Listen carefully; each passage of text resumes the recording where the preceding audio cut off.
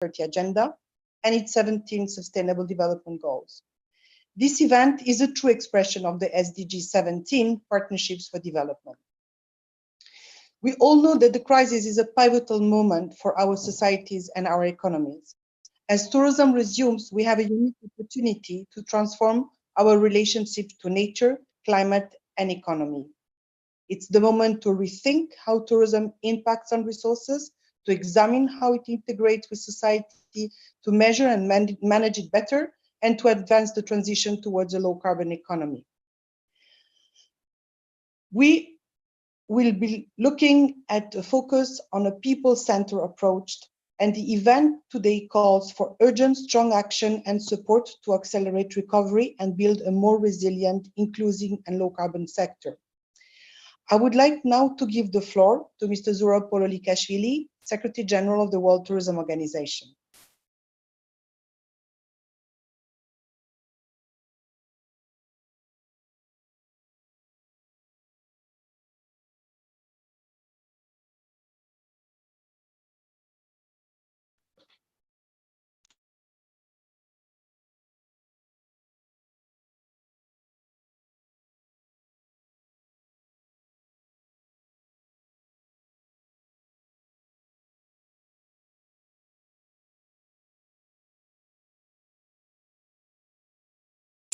We must take sure to come to the special virtual forum on the tourism futures in the 2030 Agenda.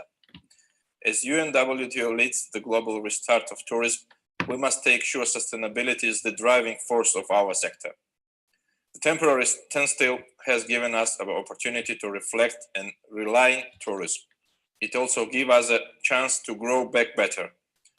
For this, we need to embrace new ideas and innovation. To this end, UNWTO is launching the Sustainable Development Goals Global Startup Competition. This will help us identify the ideas and entrepreneurs that can accelerate the digital transformation of our sector and further tourism's contribution to the sustainable agenda.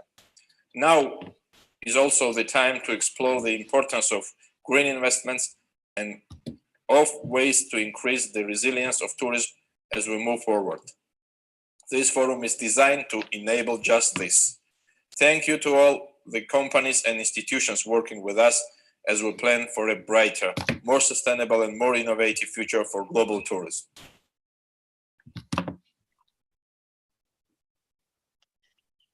Thank you, Secretary General, for the inspiring words.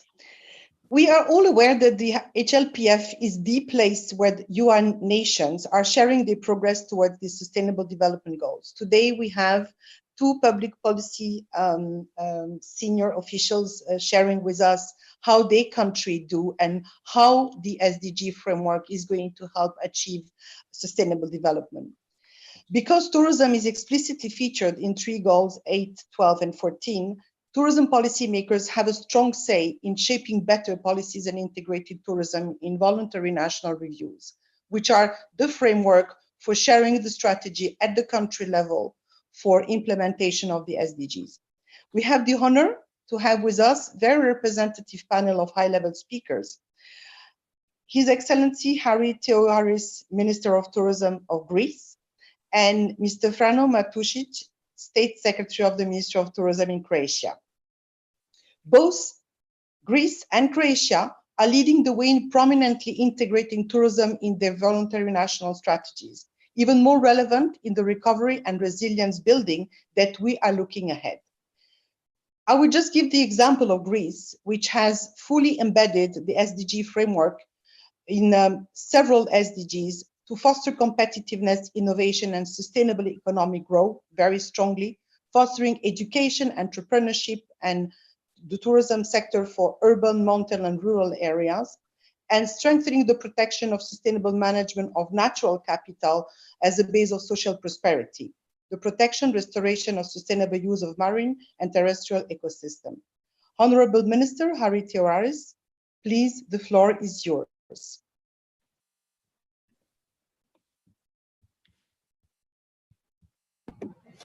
Thank you very much. Thank you, dear Mr. Pololikashvili, dear Zurab.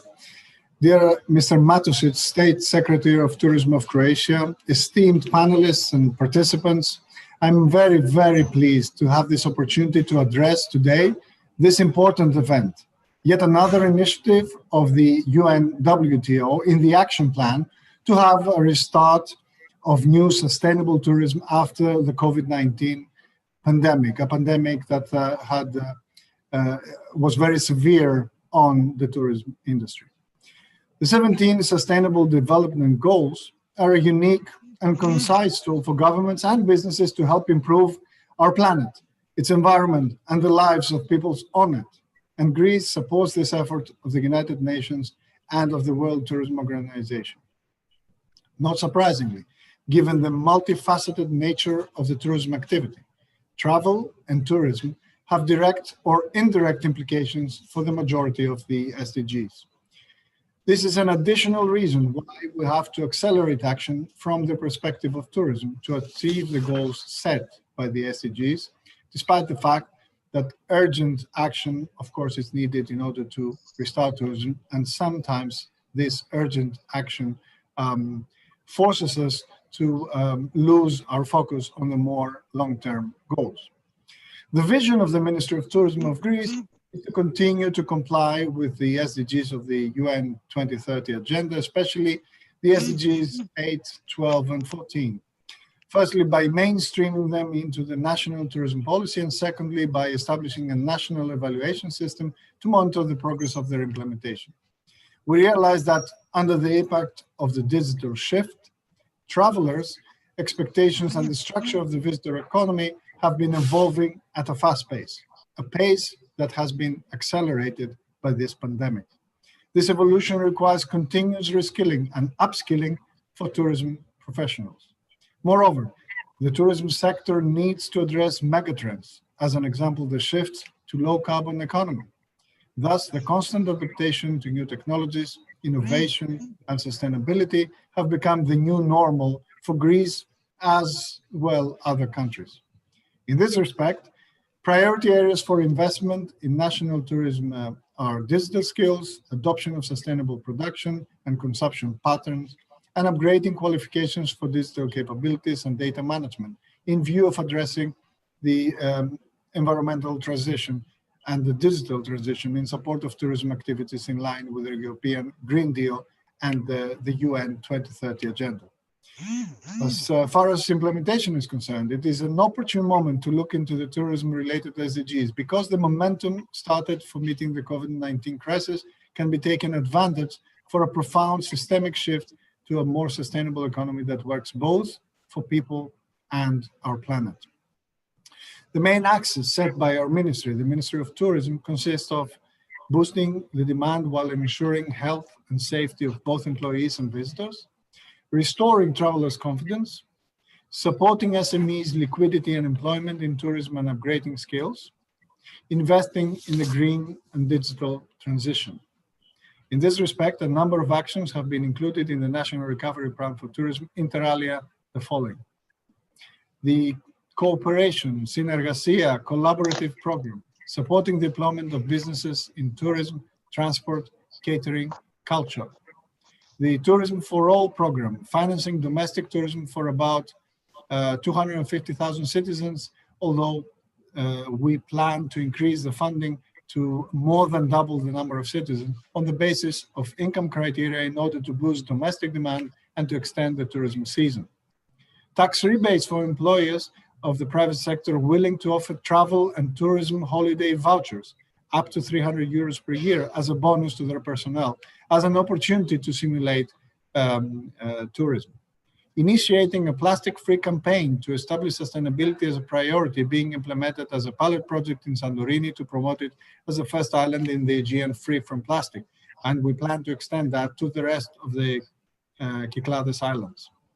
Creating the Visit Greece application for smart devices with tailor-made information and innovative services supporting the need for safety of our visitors.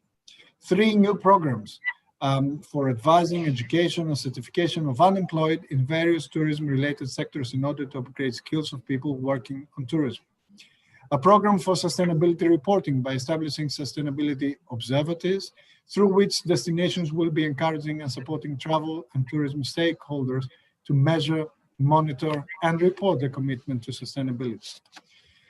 Last but not least, creating the Destination Greece Health First communication campaign for the safe reopening of Greek tourism, from which I would like to take this opportunity to close this intervention by showing you a short video.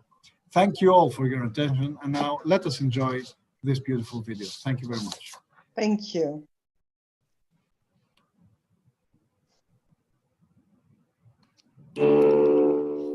What would you do first in a land blessed with crystal clear waters, where life blooms and smiles go as far as the eye can see? That's all you need to think about, because behind your every ideal experience, there's a complete protocol for your safety in action.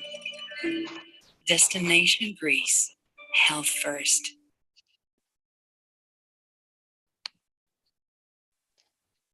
Thank you very much, Minister. I think that we all will be very inspired to visit you very soon. Let me now go to one of your neighbors in Croatia. In Croatia, the country has been extremely committed to tourism and the Sustainable Development Goals agenda, with issuing the latest strategy for the country in 2019, where again, tourism is absolutely fully embedded in the strategy of the country to realize the 2030 agenda. And a strong focus on education, apprenticeship, entrepreneurship, access to energy and renewable energies, looking at labor market employment and really economic growth, and promoting investment and competitiveness as well, while in the same time looking at innovation in transport and infrastructure. Quite an ambitious agenda for the country. And I think that our honorable guest, Mr. Frano Matušić, will be sharing with us what is the country up to these days and how recovery can be waived and embedded with the SDG agenda. Thank you very much. Sir, the floor is yours.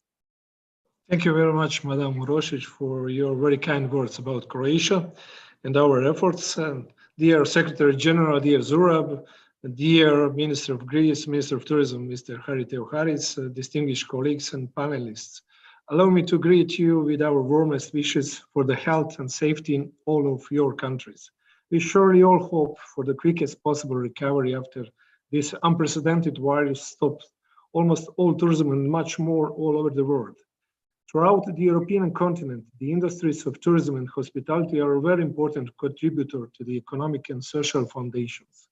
They provide much needed jobs and income, often concentrated in regions with not many other opportunities of employment. The sector as a whole has been hit hard by COVID-19 in every possible way. In Croatia, we reacted quickly with strict measures to the new corona circumstances. As time went on and the situation stabilized, in coordination with other European countries and destinations, Croatia decided to open up, to relaunch its economy and new normal everyday life, providing safety and security for the local population, as well as for the arriving guests who have decided to trust us. A special web page, Enter Croatia, was created to assist potential visitors. These tempting times have shown us once more how important stability, sustainability, and creativity are when it comes to all spheres of life, economy, and above all, tourism. The Ministry of Tourism attaches special importance to the sustainable development of Croatian tourism now more than ever. Numerous activities and programs throughout Croatia, realized in cooperation with partners from the private and public sector, support special interests such as biking, hiking, cultural tourism, and others, all capable of arousing the interest of visitors to opt for other seasons and locations. On destination level, both locally and regionally, many have shown a respectable dedication to the protection of their environment and heritage. They range from creation of an integrated destination management, like Respect the City in Dubrovnik, or forbidding single-use plastic on the island of Zlarin, to the development of certification schemes for accommodation and other service providers respecting high eco standards like eco-history experience. Our ministry often provides grants for the necessary education to professional associations and other NGOs. Investment in high-quality camping sites and its wider offer, stronger development of outdoor tourism products as well as nautical tourism proved to be a good direction, especially now that physical distancing is not only recommended, but also very much sought after. Due to good preparation and successful communication throughout the European tourist market, Croatian tourism managed to reach almost 55% of the tourist traffic from the same days last year, which is more than expected. While there are currently over 500,000 tourists enjoying their holiday in our country. For obvious reasons, closer road destinations are more successful with even higher percentages. We are hoping that with the intensification of the air traffic, the destinations more dependable on air connections will improve their figures. One of the most important things in this crisis has been organization of work and communication with our partners and our guests. IT technology, perhaps not always liked by everyone, played a crucial role, helped to maintain the fragile partnership, kept the interest and imagination of our potential visitors. Those tools are here to stay with us. We should use them wisely, fully confident they will eventually help us bring real guests, not just virtual ones. The key message, apart from one that we all deserve safe lives, is that we also need holidays and tourism, not only because tourism brings economic benefits, but because spending holidays away from home brings benefits to our social and inner lives and make us better people. Talking about communication, which is so important during times of crisis, please allow me to present you at the end of my speech the video we already aired in many countries to let everybody know that the vacation you deserve is closer than you think. I hope you will enjoy it and maybe visit Croatia. Thank you very much for your attention.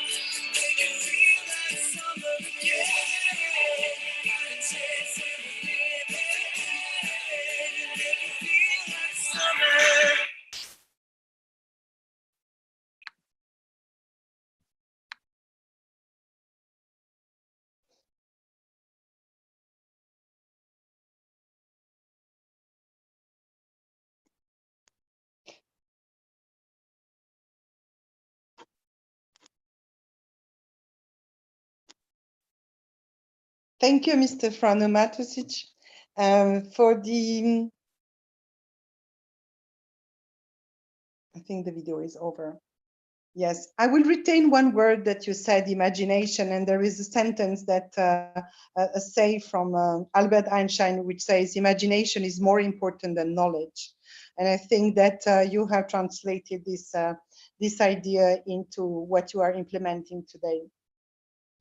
Now we have covered now the public sector. I can see the body, the core of the communication, which is embedded in the United Nations. But I think that without the private sector, there is no tourism, without operators. And we have a choice quite an incredible choice and of panelists. And I would like to start first to introduce you to the lead of Global Tourism Acceleration Center of Google. We know that digitalization has really taken another dimension for the sector and shaping the future of tourism. I think that the demonstration that innovation and technology can reduce inequalities and increase opportunities, even for less developed economies, is definitely the proof that we will only accelerate even more the use of technologies and digitalization for the sector. Pierre Dutoit, can I invite you to introduce your presentation? Thank you very much.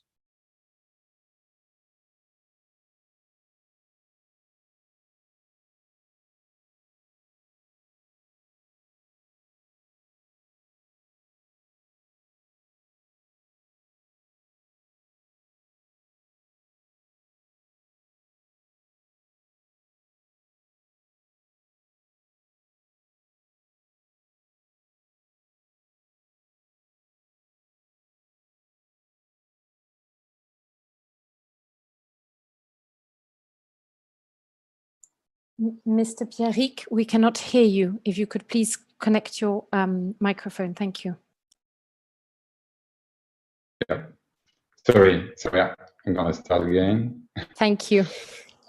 Yes. Sorry, just going back on this. Yes, thank you very much. I'd like to thank you, Mr. Secretary General, for the invitation to speak and for your support of the partnership between the UNWTO and Google. Thank you, Your Excellency, Mr. Frano Matuzik and Mr. Tewaratis, for underlining the importance of tourism for sustainable recovery. And I'm honored today to represent Google and speak in front of all of you to underline the importance of partnerships to create a more sustainable tourism industry. Before the COVID crisis, sustainable development in tourism has been defined as a focus by the UNWTO. As you can see on the slide, there were three key elements: make optimal use of environmental resources, respect socio-cultural identity of the host communities, and ensure viable long-term economic operation. Innovation plays an important role in reaching these sustainable goals as it helps to transform the industry. This has been highlighted by the speakers before me. And also, if we are here today, it's because there is a challenge launched by UNWTO to support sustainable startups and innovative projects. And thank you, Natalia Bayona, for your dedication to foster innovation in industry and for influencing the key stakeholders. At Google, we are also focused on sustainable development. In September 2019, our CEO announced the biggest renewable energy purchase ever. 18 deals were needed to achieve such great results, showing the importance of an ecosystem approach and partnerships. We all heard about the COVID crisis. We're in it. It's very difficult. It's unprecedented, and it's been visible on many instances. As you can see on this chart, the search queries for coronavirus are surpassing by far queries such as weather news, and it changed many behaviors. Queries such as how to buy online grew by 200%. But at the beginning of the crisis, queries such as is it safe to travel grew by 500%. And I'm happy to see that health and safety first has been a focus for many tourism board and tourism industry. The COVID crisis has hit the tourism industry and every economy in the world. Millions of jobs are at stake. Only for tourism, it's estimated that 100 million jobs are at risk globally. While people are struggling to keep their jobs, the focus on sustainability could become a second priority. This would be a big miss of the opportunity to have a long-term positive impact at a key moment. We have the chance to help redefine some standards in the tourism industry. Fostering innovation to help sustainability in the recovery plan is not only recommended, it's needed, it's our responsibility. This kind of picture is, and we're all in front of our screen, so it's very familiar to all of us. And during the lockdown, many of us did things we would never have thought possible from a distance. We saw friends and family gathered around the screen. We studied in our kitchens and living rooms. We no longer went to work, but work instead came to us. Online tools have been a lifeline. At least that was true for the lucky ones among us. those of us with access to the right technology were able to close the gap in space between us and the rest of the world. And we're speaking about people, we're speaking about skills, we're speaking about jobs. And many governments and organizations understand the challenge for a need for digital transition. And I'm really happy that I heard these words in the previous speeches. The tourism industry is not an exception, and it needs to process to a more innovative and digital ecosystem. This will for sure help to recover faster and also in a more sustainable way. This is the right to ensure that as economies recover, opportunities are distributed fairly and that no one is denied the opportunity to thrive after coronavirus for a lack of the right technology. For a rapid recovery, Google wants to help people to get the digital skills they need to find jobs in a post-crisis world and to help businesses to digitize faster. For this, partnering with governments and local organizations is key. It's the only way to bring scale. At Google, we believe in innovation and think that being open is the best way to get the best possible innovations. If you take Android, for instance, that would not be that successful if it wasn't an open system benefiting from many partnerships in the telecommunication industry with a developer ecosystem. And we think it's the same for the tourism industry because it's an ecosystem. That's why we are partnering with the UNWTO and governments to help the tourism industry. For instance, Google partners with the Greek government to grow tourism online and train with digital skill millions of people. Since Google launched the Grow with Google initiative, we have trained over 70 million people around the globe. We've been working with governments, employers, and many more to put the power of digital technology in everyone's hands and are now pledging to help 10 million people and businesses in Europe, the Middle East and Africa benefit from digital before the end of 2021. This will only be possible with the help of partners such as the UNWTO to ensure a focus on the specific needs for the tourism industry. We must ensure that the skills required to thrive after coronavirus are spread beyond just the biggest companies. Smaller businesses, after all, are the backbone of many economies. For instance, in Europe, they are accounting for 99% of all businesses and 85% of all new jobs on the continent. They also are playing a key role in innovation and have a clear interest in sustainable development. It's been also mentioned in the speech previously. Now we are investing further to help businesses digitize faster, including access to free tools and capital for underserved businesses. Where they are not already online, we are helping them build a digital presence. And you can see a few screenshots here on how we are tackling this. With the tools such as Grow My Store and Google My Business, now updated with COVID-related information and insights, we're helping them find new customers online, and we've added over 10 features to support businesses affected by COVID-19 since February. To underline the importance of partnerships, let's take the example of Japan. The Grow with Google initiative launched in April 2019, aiming to provide digital skills training with the support of more than 80 local partners, including local government and municipalities. 2020 was supposed to be a big moment in Japan, and the tourism sector was expected to grow substantially. However, most tourism businesses were not yet ready to leverage digital to effectively promote their business online. To help more SMEs capture these opportunities, we launched a new program under our Grow with Google initiative with the official endorsement and support of the Japan Tourism Agency. As part of this initiative, we have launched an online training platform offering free digital skills to the tourism sector. We have also kicked off a free digital skills face-to-face training roadshow for tourism businesses to help them strengthen their online presence and use online tools to better serve foreign travelers. We remain fundamentally optimistic about the future, about the role technology will have to help people, businesses, and communities recover. Online tools have been a lifeline for people and businesses in lockdown, and those tools can help people learn new skills and find new jobs. But as our economy begins its recovery from coronavirus, the responsibility to ensure we can all thrive is shared. Governments, businesses, and individuals, we must work together to help everyone benefit. Thank you everyone for your attention, and Zorissa, I give you the stage back now. Thank you, Pierrick Dutoit. It was really very interesting journey, I can say, in what Google is powering in order to create new jobs and new skills. And definitely, we know that UNWTO is a very committed partner. I think our partnership is going to go long and strong. And now let me introduce you to Natalia Bayona, our senior expert on innovation, digital transformation, and investment at the World Tourism Organization. She is leading the work on innovation, and she will share with us the UNWTO global response to the UN Decade of Action for the SDGs. We know that the decade has started very early January this year, in the same time as the celebration of the 75 years of the UN. And the decade is going to end at the end of 2030. So Natalia, please, the floor is yours. Soritza, thank you so much. And of course, Pierrick, thank you for your words, and the ministers of Croatia and Greece.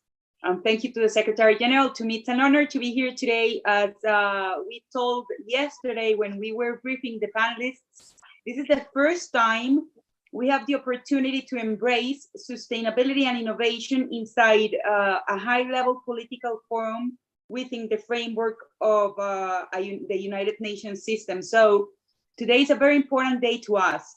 First of all, because I don't know if you remembered, but only 2 years ago, Secretary General Polikashvili, with his initial mandate, he decided to put innovation, digital transformation, and investments on the core of the organization. So, of course, our first job, and Manuel, that is here today, my UNWTO colleagues, and of course, Soritza, know pretty well about the job we had to face at first, that was opening the doors for the first time to create the first program specialized on innovation, digital transformation, and investment. So we decided to focus on helping the member states on either creating or scaling up their own innovation ecosystems. So to us, it's crucial to have today, after 2 years, these top governments, and on the other hand, top companies that are making this possible today. So of course, thanks to this, only in 2 years, we have response focused on empowering entrepreneurs. So we have done 6 editions in only 2 years of global startup competitions. So we have developed 3 focused on tourism. Then we developed the gastronomy tourism startup competition, then sports tourism, and then we did a pilot project with Spain to focus and to promote rural tourism for good. So thanks to those 6 startup competitions in the past, we have a new pipeline of 5,400 startups from more than 150 countries. We have developed a strong international investment network with more than 300 investors. And this is very important. After those startup competitions, we have helped as a UN agency to raise investment and to connect investors, corporates, the academia, entrepreneurs, and of course, the different institutions. So the winners of our former startup competitions have raised more than 45 million euros only in 1.5 years. So this is very important to us. This is crucial to us. And of course, this is an amazing result that can tell us that private and public sector have to strengthen their efforts in order to make innovation and sustainability as the new normal. So this year, of course, was really different when we began, because of course, when we began our program of work on innovation, we were focused on developing different type of startup competitions and of innovation forums. As you know, the Tourism Tech Adventures, we have done more than 12 to strengthen the voice of youth, to strengthen the voice of the private sector, and of course, to have their ministers and the Secretary General touching all the innovative solutions to make tourism for good, and of course, to raise different type of tourism actions. So with that said, I have to tell you that this year, of course, after COVID-19, we decided to create the first challenge focused on recovering tourism. So we created the UNWTO Healing Solutions Tourism Challenge, powered by the World Health Organization. And only in 2 weeks and a half, to be honest, we received more than 1,100 applications from more than 100 countries. And just to brief you, more than 40% of those startups, of those innovators that were interested on recovering tourism were from the Americas. The other 40% was from Europe, 11% was from Africa, 9% was from Asia Pacific, and 5% was from the Middle East. We launched this event, this digital event, with more than 9,000 attendees, with more than 40 ministers all around the world. And last but not least, because we are results oriented today, the 9 finalists that are on the loop, they're working with the governments to restore tourism, to recover tourism once again. And of course, the most used technologies that we saw there was focused on recovering tourism by bringing added value jobs through artificial intelligence, big data, blockchain, Internet of Things, virtual and augmented reality, etc. So with that said, we, with those results, we need to challenge ourselves more and to challenge the UN system, and of course, to challenge all the tourism sector. So that's why today we have the honor to launch a joint effort. And as the Secretary General says always to us, I would like the Champions League, the biggest and the most important companies of the world, working together with the UNWTO to strengthen innovation, to focus on the new normality, but bringing solutions with aligned to the UN Sustainable Development Goals. So today we are launching the 7th startup competition, but it's the first startup competition in the world endorsed by the United Nations that is focused on the sustainable development of the Sustainable Development Goals. So we are working with Wakalua, that is our partner in crime since the beginning. That is the innovation hub of Globalia, one of the biggest tourism group powered by Globalia, of course, in collaboration with the UNWTO. We are working with Google, we are working with Amazon, with Amadeus, with MasterCard, with IE University, with Plug and Play, Telefonica, Clark and Modet. We are working with Globant, that is one of the top unicorns of Argentina. We are working with the Alliances Leadership Foundation from the US. We are working with Clark Modet.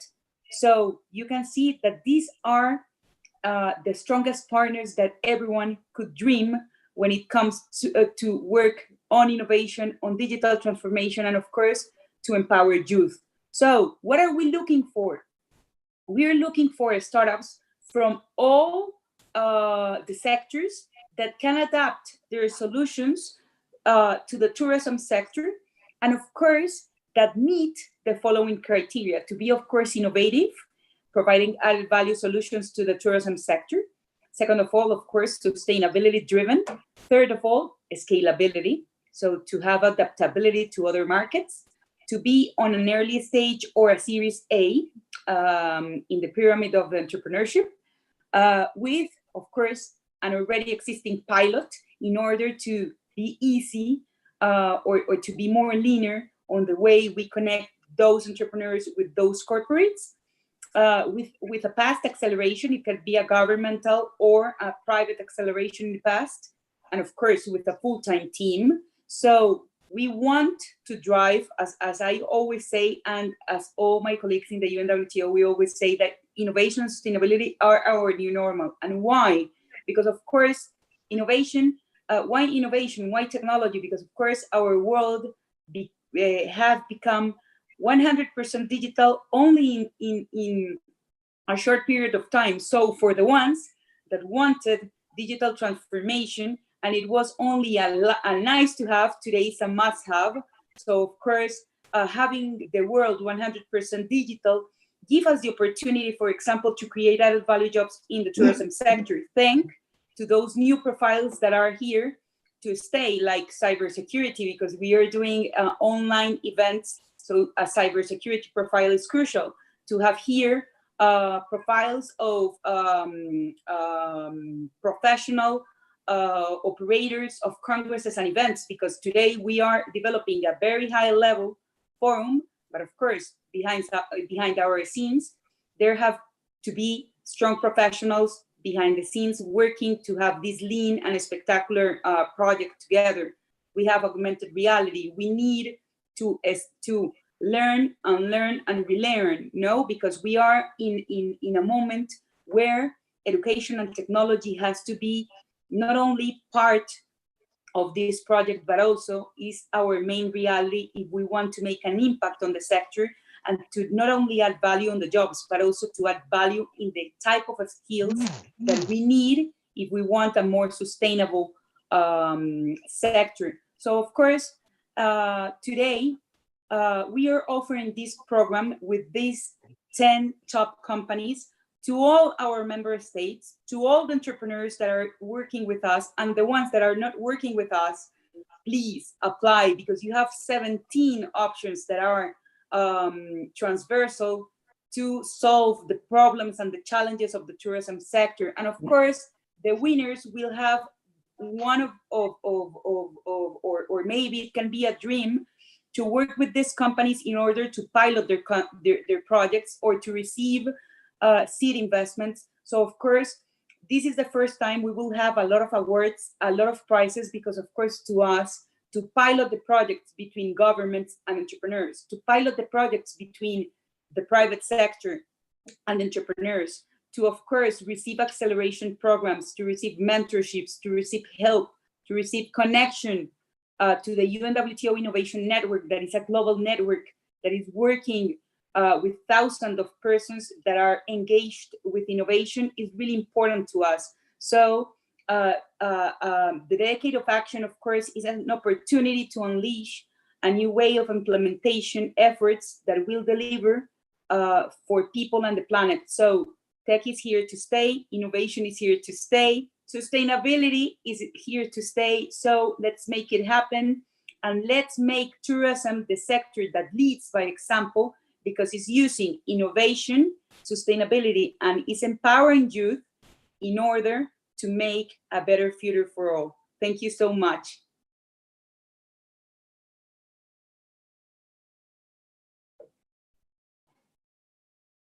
I think thank you very much, Natalia. We are looking forward to the impactive, innovative tourism solutions. And I think we are going to present the challenge, correct?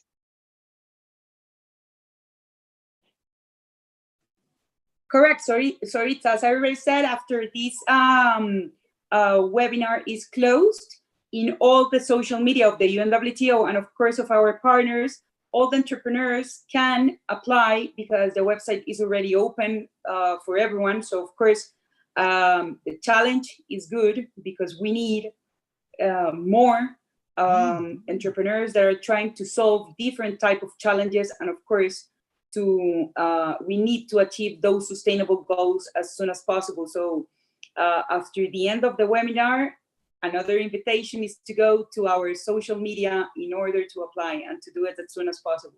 Thank you. So let's take off.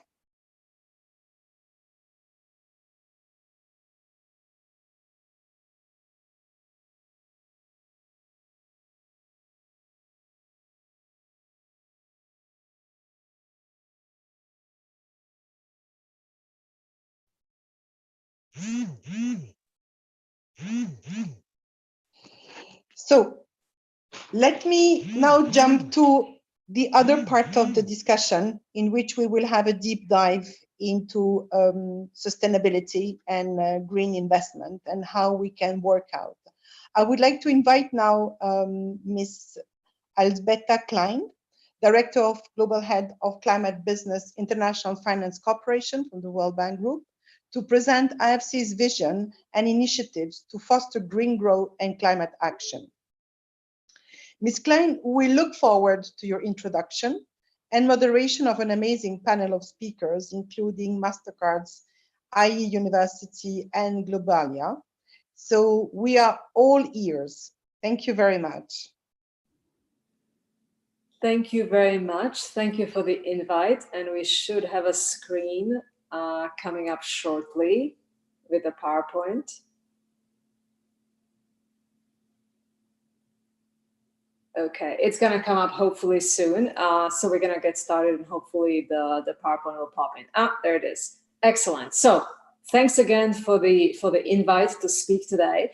And what I'd like to do in my few minutes of introduction is to set the scene and then have a discussion with our esteemed panel. But before we get started, since not everyone is familiar with IFC, we are the largest development finance institution focused on a private sector. We are part of the World Bank Group, and our aspiration is to create markets. So in addition to being a development bank, in addition to being an investor, we also work with companies and governments and associations such as UNWTO to plant the seeds for investable projects. We already worked with UNWTO on a successful series of webinars looking at sustainability action from different stakeholders in the tourism industry. And we are very, very happy to continue with this conversation.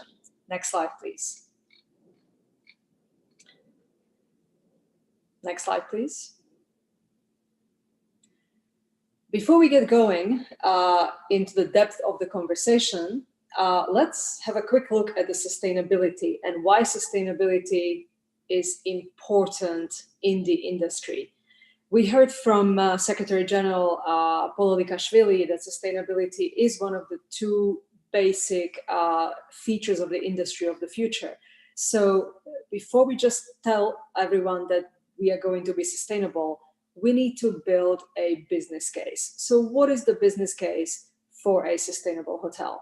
So we cooperated with International Tourism Partnership to produce that and to produce some thought leadership on what that would look like.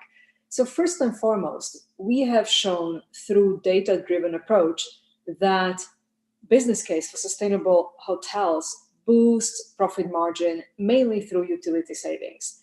Secondly, there is an increased case for increase in revenue generation through differentiation. We have thought through what hotels can do, what the industry can do to future-proof investment strategies. Next one, we believe that this industry, just like many others, needs to future-proof itself from the regulatory risk and changes in regulation that undoubtedly will come our way. Next one is certification. We have seen that installments and businesses that have done validation through certification are faring better than others. And last but not least, it's about long-term energy supplies. So you can access the full study on the from the UNWTO, and I'm sure my colleagues will share the link. But the bottom line is, it's not what we wish for. It is what the data are showing us can be achievable. Next slide, please. So one of the key issues that we need to deal with is the fact that sustainability is sometimes deemed expensive. And sometimes people tell us that sustainability is only available to high-end hotels, or it's only available for developed countries. And we know that it's actually quite the opposite. There is money to be made in sustainability. According to our research, most properties in emerging markets could reach 20% resource efficiency as compared to local baseline, with very attractive return on investments. And here you've got a few examples of what those returns could look like. Next slide, please. We also know that existing hotels have an opportunity to retrofit for a very attractive return on investment. ITP's research through CDP disclosure database shows that the payback for these kind of measures is about 2 to 4 years, which results in substantial savings. And what the business case paper has done is many examples of the hotels that have done it and have done it successfully. Now, we recommend that hotels retrofit through during a normal period of upgrades for aesthetics, But we are also in the pandemic period where a lot of hotels are running at less than full capacity. And even though there is a huge strain in the system, financial and operational, we feel that maybe there is an opportunity to think through about what kind of returns on investment sustainable and innovative retrofit can possibly bring. So maybe there is a time to do it sooner rather than later. Next slide, please. So how can sustainability be implemented? We need to think about technical pathways, and we need to think about financial pathways. So what are the technical pathways? So we know that there are super efficient new hotels, and any hotel in a pipeline for development today should really be able to adjust project design and construction towards greater efficiency. The second option is a deep retrofit of the existing portfulios. Those are retrofits that are implemented now while the facilities are not really in 100% use, or perhaps during the regular refurbishment period, which hotels often do for aesthetic updates. Now, last but not least, for the technical side, hotels operate day and night and need energy. And at the same time, they have large roofs, and large roofs means that there is an opportunity to do solar power. And we have data to show that the declining cost of renewable energy will make renewables even more attractive than grid or diesel generator alternatives. We know it's not the case in every single jurisdiction, but we have seen enough jurisdiction to know that this will make a huge difference. Now let's talk about financing pathways, financial pathways. Obviously, both new hotels and retrofits can be financed directly by a local or by an international bank, development finance institutions such as IFC, or perhaps through a REIT, or perhaps through a real estate fund. But in some cases, what is very clear is that large banks, large local banks and large international banks often need to partner with local institutions because the projects, particularly retrofits, are not of the size that are financeable by large banks.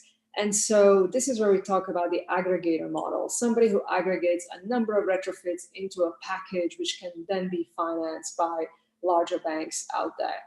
And what we have seen in the past, and obviously now during the pandemic it has slowed down a bit, but it's going to come back, is financing via capital markets.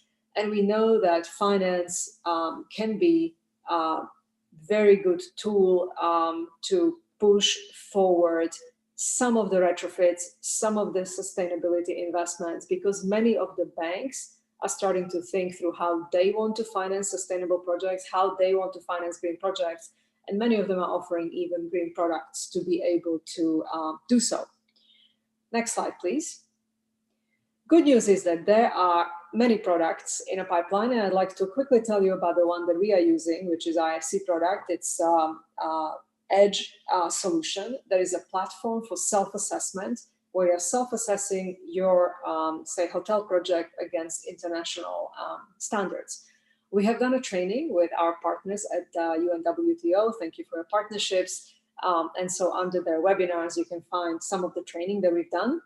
Now, what does EDGE stand for? EDGE means excellence in design for greater efficiencies. It's a free software that helps you choose the most effective way to build green. Once again, the software is free and can be accessed from EDGE website. Secondly, you can achieve that standard with 20% reuse of efficiency. And last but not least, there is a certification system. And as I mentioned earlier in my presentation, that certification system often allows you to reach green finance and often allows you to have very different standing in the industry compared to the alternatives. So next slide, please. So what are the investment mechanisms across the hotel value chains? You can see participation from local and global banks, and you can also see participation from venture capital. What we are observing on a financing vertical is that hotel owners, operators, and technology providers often reach out to the local banks and eventually to global banks to get their project financed. But also project sponsors such as large hotel brands or governments can provide regulation that stipulates minimum standards that then serves as a vehicle for change and also vehicle for aggregation, and obviously provides green incentives incentives for green adoption. As you can see at the bottom of the slide, there is a fair bit of tools in this toolbox. There is training on how to launch a green program. There is a training on self-assessment to identify green measures, potentially matchmaking between those who would like to invest and those who are willing to invest. And last but not least, it's reporting on impact and technical assistance. This is something that many, especially smaller operators, are struggling with, and this is something that we feel can help take us forward. Next slide, please. Some of the resources that I mentioned before can be found on this website. And I'm going to close by saying that, as Secretary General said in his introduction, industry can be sustainable and it can be innovative. And just like many other industries, when it comes to innovation, industry is moving on to digital platforms such as Edge, and the industry is firmly moving towards sustainability. And I believe that this will be a differentiating factor when we emerge from the pandemics to better and stronger industry sector of tourism. So with this, I'd like to invite my panelists to come in and reflect on their own work that they do in innovation and sustainability for the industry, and also any comments that they may have on some of the work that I mentioned here. So I'm going to call on Mr. Jörg Brühle from MasterCard to do his part. Jörg? Thank you very much, Sveta, and thanks for having me here on the panel. I'm very glad to share a couple of personal experience in our company's approach here. And I like to start and get back to the topic and how we mentioned the ecosystem approach. And the ecosystem approach is core to our business model as well. So we believe that we can only be successful as a company when the ecosystem is thriving. So, and this means very much we are part of the global ecosystem as consumers, citizens, or government entities as well. And by definition, an ecosystem requires balance and diversity, which is very, very important from our point. And to achieve balance and diversity, for example, we have made a couple of announcements over the last years. So one was to bring, until this year, 500 million new consumer into the financial system. We have expanded this announcement to 1 billion consumer this year for the next years, so by 2025. Same on the merchant side. I will talk about this a bit later. For sure, we have made announcements and commitment to reduce our carbon footprint, but we've made announcement as well to plant 100 million trees beginning of the year with our network partners, and we worked with the World Food Program over the last years to generate 100 million school meals. So why that? As I mentioned, we believe a balanced ecosystem is needed to be successful as a private company as well. And the second perspective is quite simple. And the idea when you have a balanced ecosystem diversity, that you have many different capabilities there. You have different perspectives on how you look at things. You can talk about gender equality as well. But this diversity really brings lots of different perspectives and also forward-looking ideas into the system. And this requires then really an understanding that we're all together stronger as connected than as isolated actors. So we consider this, or we call this the network and the network effect. And as you know, we've been over the last decades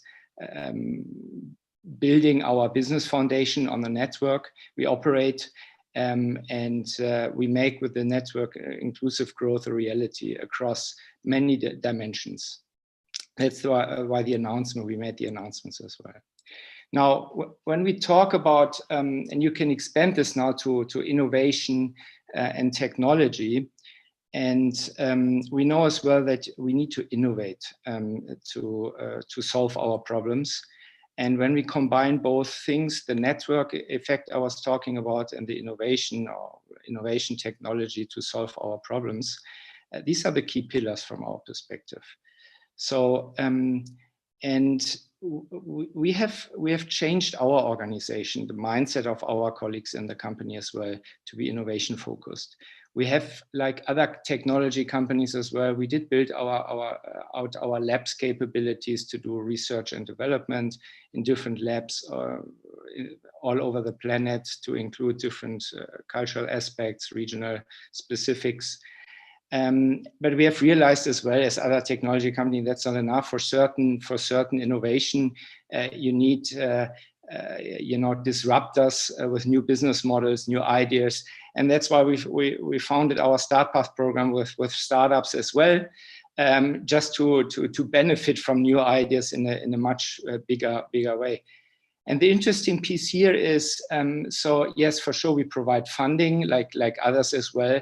But the big benefit for our startups is they benefit from the network effect. So we offer access to our network partners, all the financial institutions, all the retailers, etc. So they can bring their ideas, their technology into life, and they get feedback from our side. They get feedback from the partner. I think that is much more important than financial support, which for sure they get as well.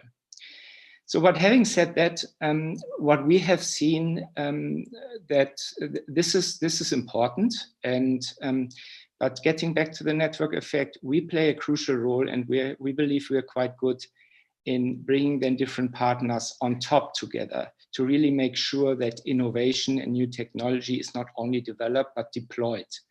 So by not owning this, but being in the middle, making sure we connect them in the right way, we bring the strengths to the market. And I think this is something in general we believe is very important moving forward, but for tourism and for COVID recovery as well.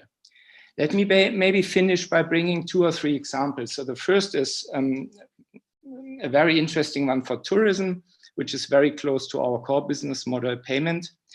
And we're partnering with one of our startups to bring a payment product into the market, which allows consumer to understand their carbon footprint. So me as a consumer, I do understand how much carbon I'm producing by spending, for example, by going to the grocery, by going to the restaurant, by flying. So I have transparency about my footprint. The second step is I can manage it. So I can say I limit, my carbon to certain limits, and then maybe my solar panels on the roof will allow me to set the bars a bit higher. No, and then the payment tool really limits my spend, and so it says, no, you have reached your limit. You can't make this purchase.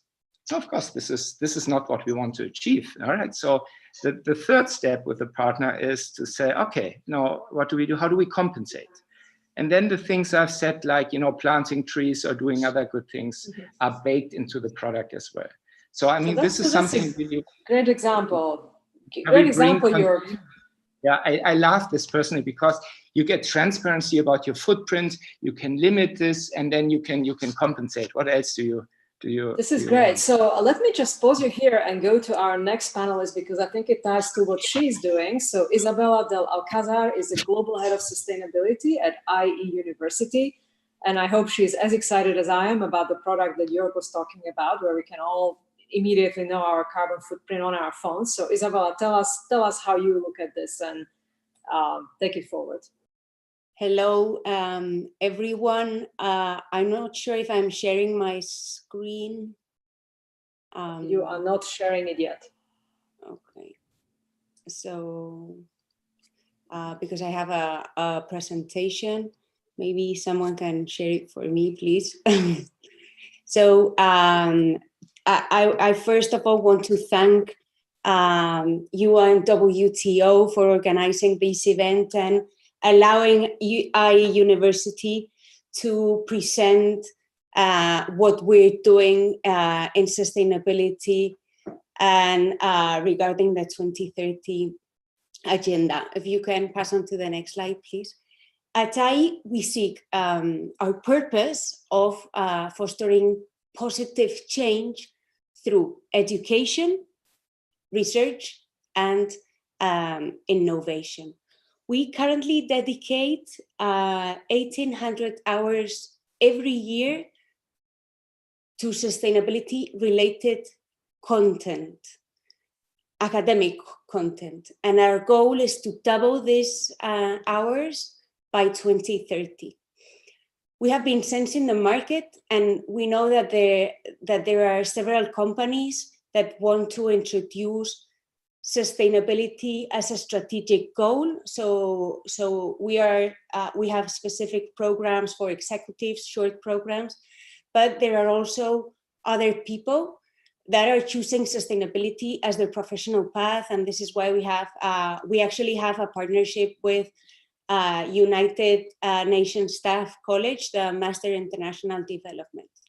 But in addition to these specific programs, we do think that that all students from all programs should need to understand the complexity and also the interdisciplinarity of the concepts that are presented in the 2030 agenda. So what we try to do is to introduce naturally the sustainability concepts into, well, as many subjects as we can. This is part of the goal we're pursuing. If you can pass to the next, please.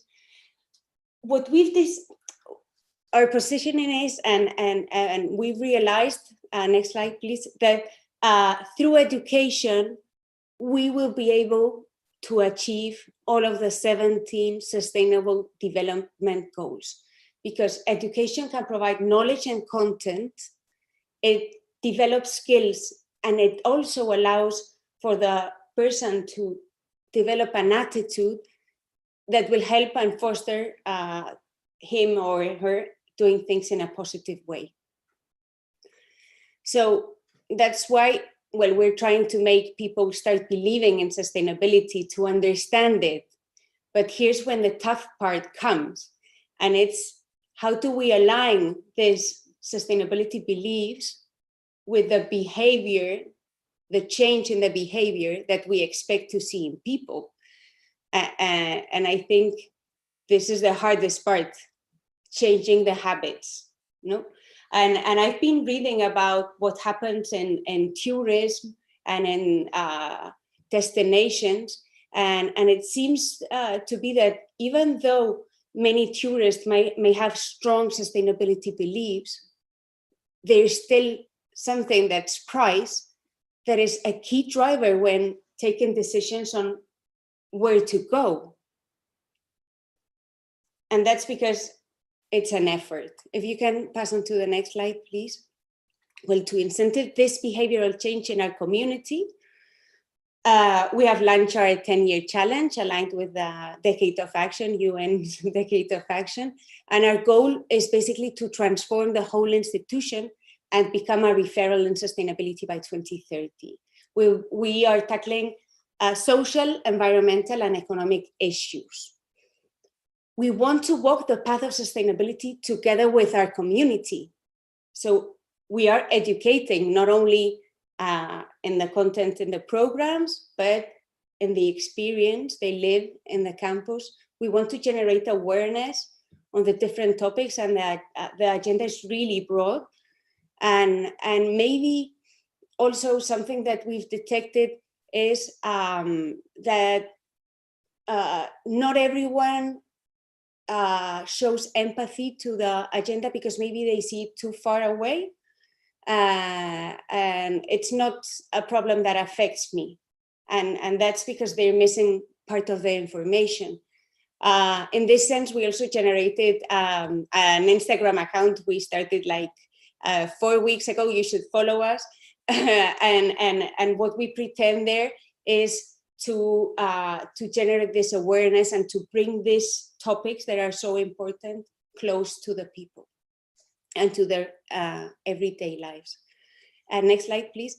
So our 2020 challenge is responsible consumption. We will be changing challenges every year, but we will keep the ones we've, responsible consumption, I mean, will stay with us forever, hopefully.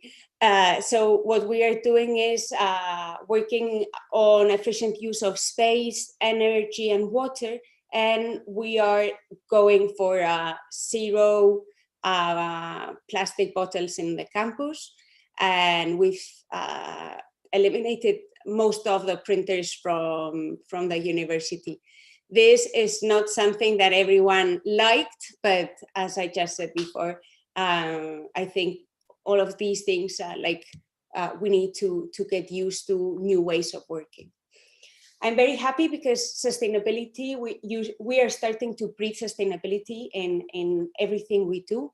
And just as an example, last week I had the opportunity of going to the campus for our Venture Day. So it wasn't online, it was in the real campus. That was very exciting.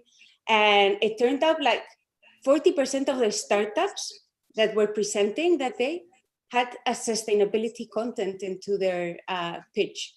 And I felt amazed that this was happening. So that's great to hear, Isabella. That's great to hear. So we'll have to wrap up your part. Do you have anything else, or can we wrap it up and move on to the next one? No, the last slide, simply that we want to make people be the change they want to see in the world.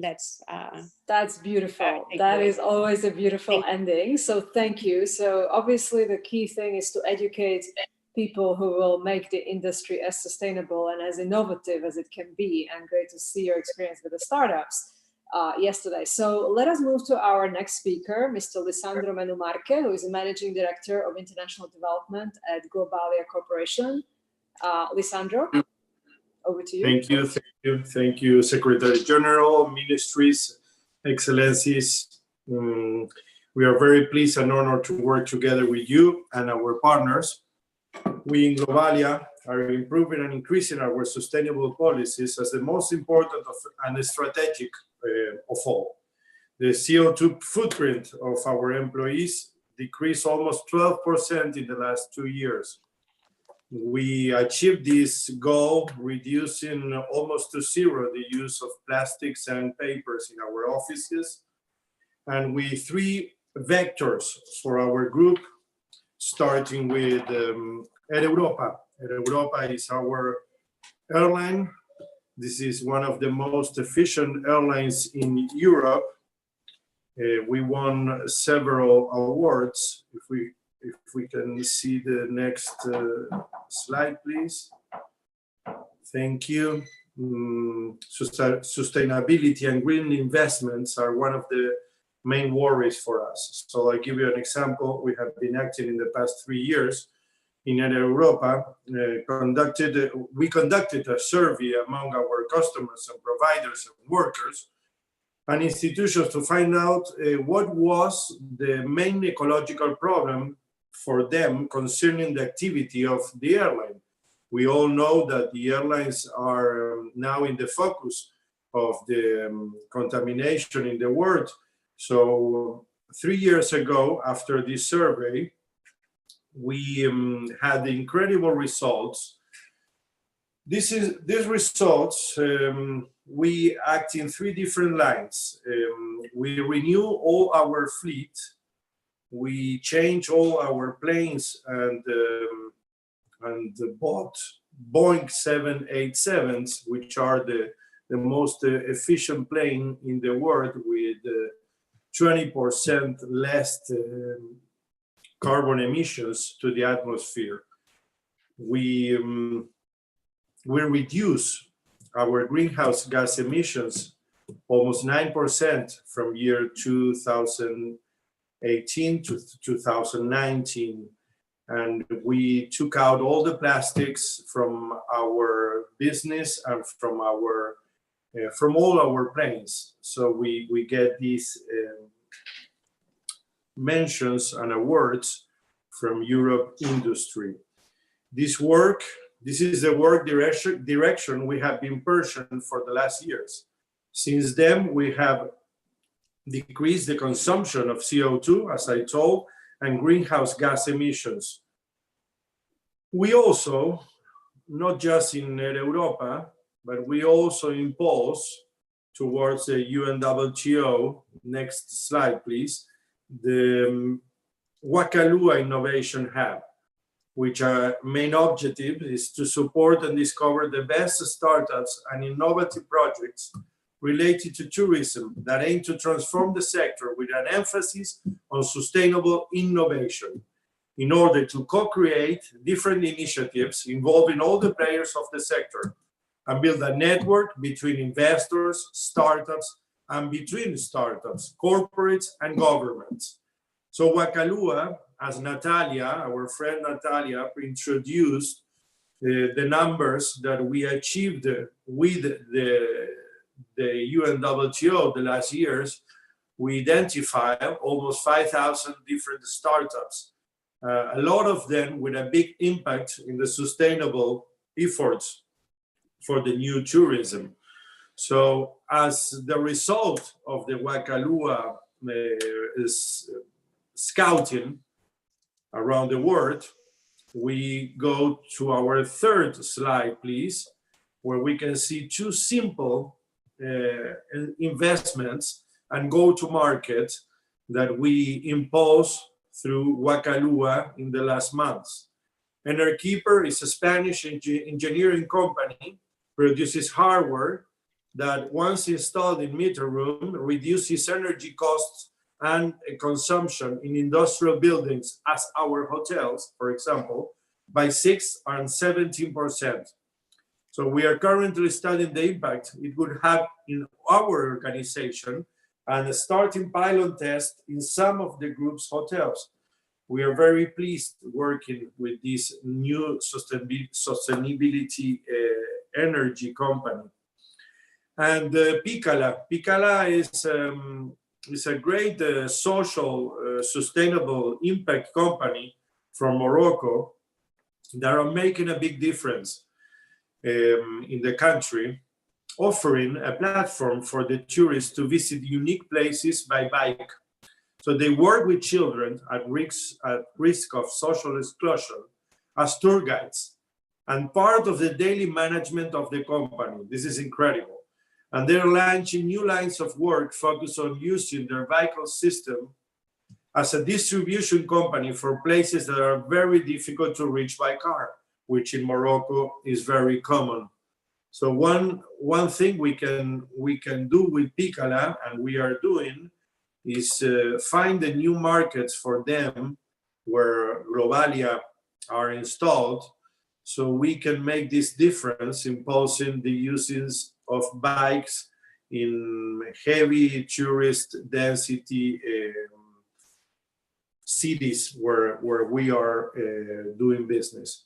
So bikes and hardware for hotels are two simple examples of what we are doing to make this work better. That's great. Thank you. Thank you, Lisandro. This is very, very interesting. So I'm going to see if there are any questions for the panelists. Zorica, are there any questions for the panelists coming from the chat? I think that there is. Thank you first to all of you. I mean, this has been very inspirational.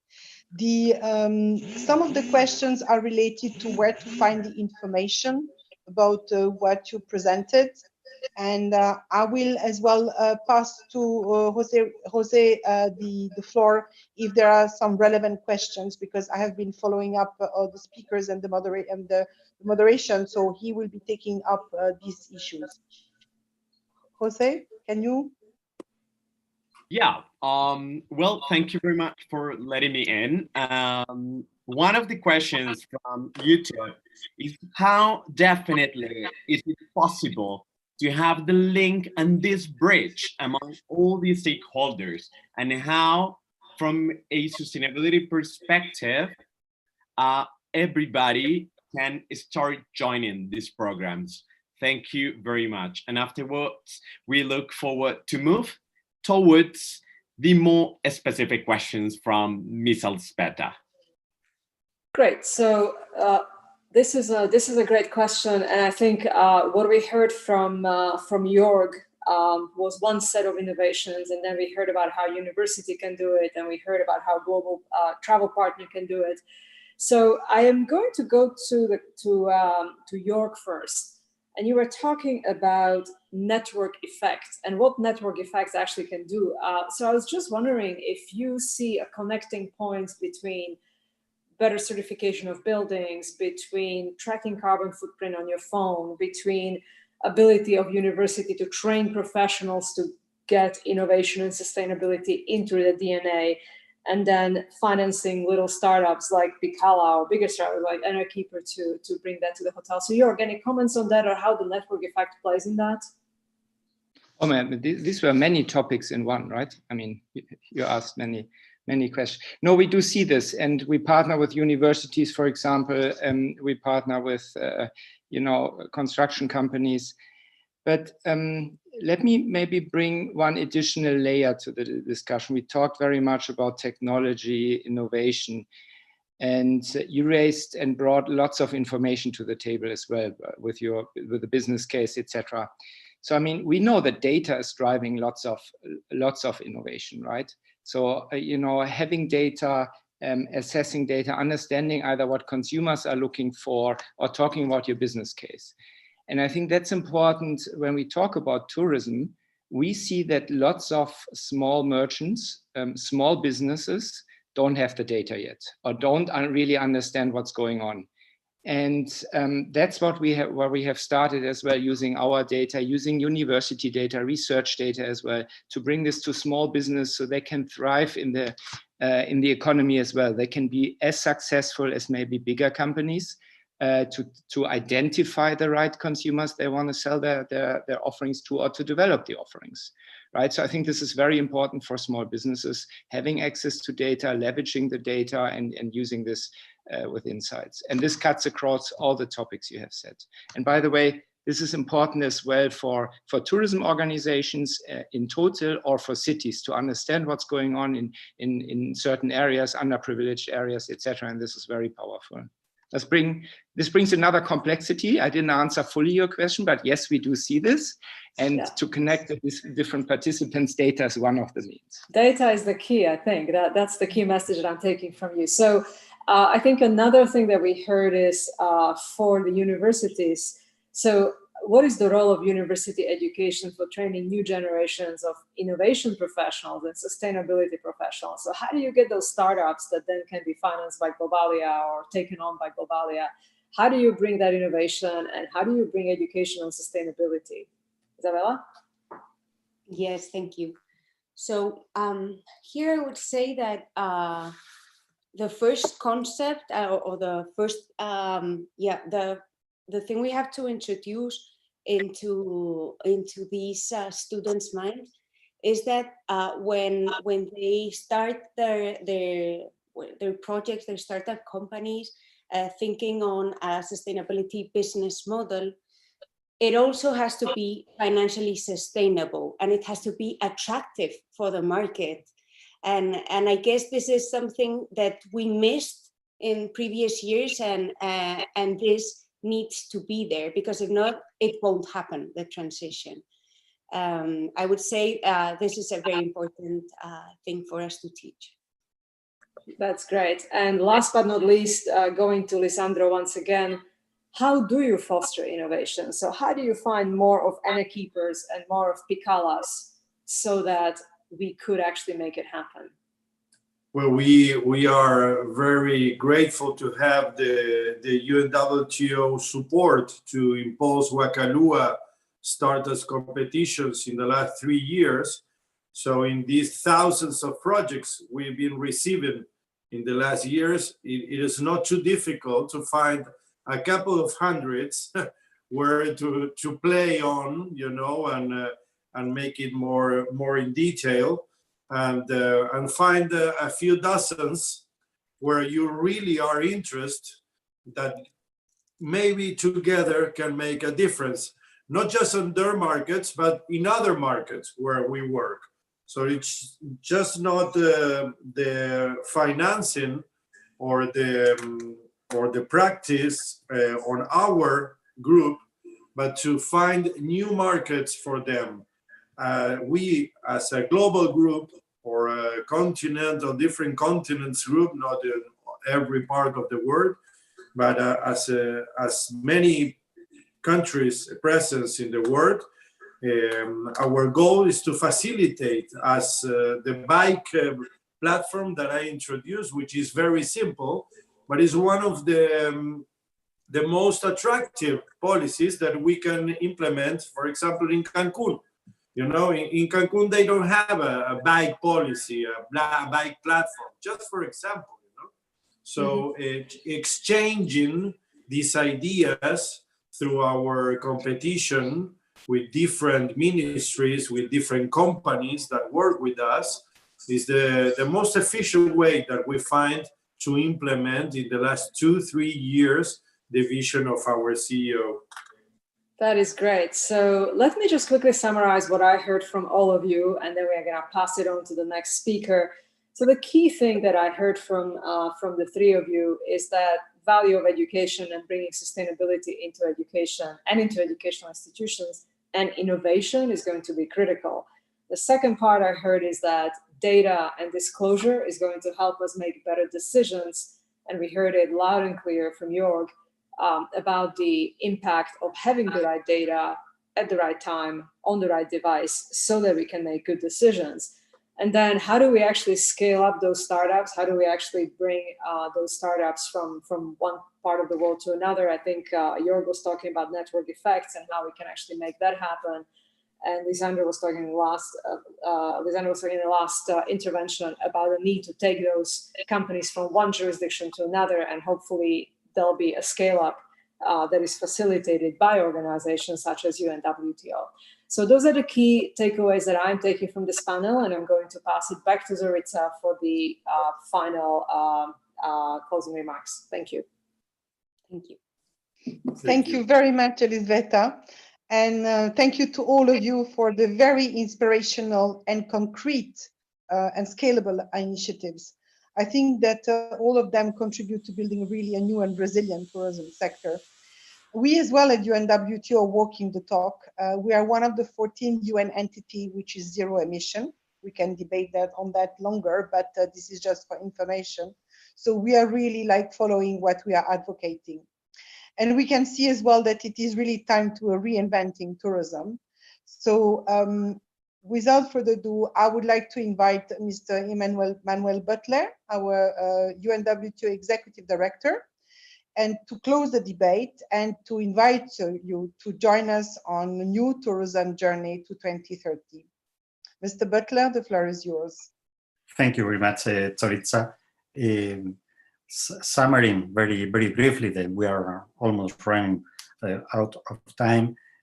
I think that the first point that we have to highlight, that as was said by the minister of Croatia's minister, that we need holidays and tourism, not only because tourism brings economic benefit, but because spending holidays away from home brings benefit to our social and inner lives and make us better people. That's something that we have always bear in mind. The COVID-19 recovery is an opportunity to realize the 2030 agenda, build an innovative tourism business model. As the Greece minister has pointed out, the momentum started for meeting the COVID-19 crisis can be taken advantage for a profound systematic shift to a more sustainable economy that works for both people and planet. The tourism sector is embracing and has to embrace a new sustainable development model, more inclusive, low carbon, and innovative. I think we have seen a very good examples of the collaboration partnership between the private and public sector accomplish the SDG 17. Then we are according with the UN SDG, we are living in a decade for action. The time is running, we are in the 20s. And a very good example of action, that is the UNWTO SDG Global Startup Competition that my colleague Natalia Bayona has very splendid and in-depth explained. And other is fostering green investment and innovation. I think that's very relevant, highly relevant, that sustainability in tourism is a good business and is good for business. On contrary, but it's the perception of the people. In the new post-pandemic and sustainability era, investor community is ready to support sustainable real estate, including tourism assets, because they see that they can financially outperform. This is pivotal to coming to the decade of action. Innovation and sustainability are here to stay to foster recovery. Entrepreneurs are the key to accelerate sustainable development as they provide new ways of addressing global challenges. We have seen very good examples of the private sector, of the MasterCard, of Google, Globalia, the IE Academia, University, that preventing tourism and building recovery for prosperity, the planet, and for the people. We have in our priorities in the global tourism crisis point out that added value jobs through new technology, they are key. The digital skills, creating new jobs, as was pointed out there in this forum, is something that we have to bear in mind in order to make better and attract talent to the industry. Through education, was said by Isabella del Alcázar, through education can all the UN 17 SDGs being achieved. To change the habits, to change the behavior, to achieve a responsible consumption with plastic, reducing plastic of single use, energy, renewable energy, and so forth. That's something that we have to come in this way. Recognizing that socio-economic recovery will need to integrate the civic and innovative responses for the broad and complex tourist ecosystem. It is clear that we have a unique opportunity to build back better tourism. Innovation, digitalization, and green growth are fully part of the response for tourism. Focusing on a people-centered approach, we call for urgent, strong action and support to accelerate recovery and to build a more resilient, inclusive, and low-carbon sector while giving a forward-looking perspective for the role the tourist sector plays in achieving the SDGs and the 2030 agenda. Thank you very much, and thank you all the speakers and the audience for sharing with us all these thoughts. Thank you. Thank you, Manuel. Thank you very much.